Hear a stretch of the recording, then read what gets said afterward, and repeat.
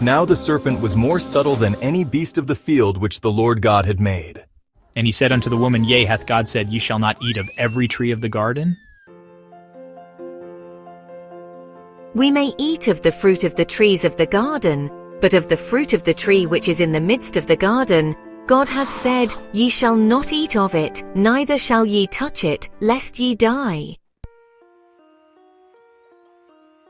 Ye shall not surely die, for God doth know that in the day ye eat thereof, then your eyes shall be opened, and ye shall be as gods, knowing good and evil. And when the woman saw that the tree was good for food, and that it was pleasant to the eyes, and a tree to be desired to make one wise, she took of the fruit thereof, and did eat, and gave also unto her husband with her, and he did eat. And the eyes of them both were opened, and they knew that they were naked, and they sewed fig leaves together, and made themselves aprons. And they heard the voice of the Lord God walking in the garden in the cool of the day. And Adam and his wife hid themselves from the presence of the Lord God amongst the trees of the garden. Where art thou? I heard thy voice in the garden, and I was afraid, because I was naked, and I hid myself.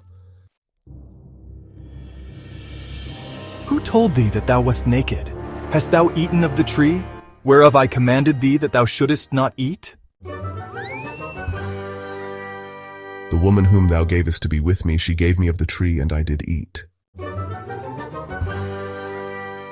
What is this that thou hast done?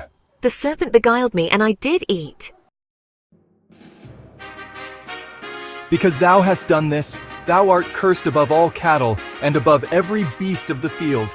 Upon thy belly shalt thou go, and dust shalt thou eat all the days of thy life. And I will put enmity between thee and the woman, and between thy seed and her seed. It shall bruise thy head, and thou shalt bruise his heel.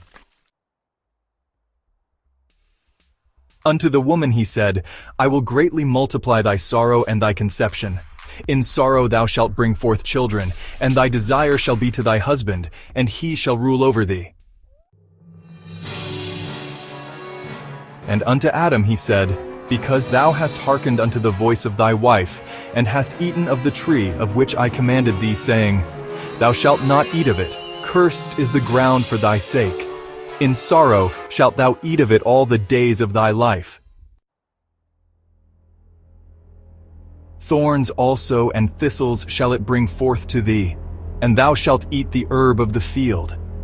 In the sweat of thy face shalt thou eat bread, till thou return unto the ground. For out of it wast thou taken, for dust thou art, and unto dust shalt thou return. And Adam called his wife's name Eve, because she was the mother of all living. Unto Adam also and to his wife did the Lord God make coats of skins, and clothed them.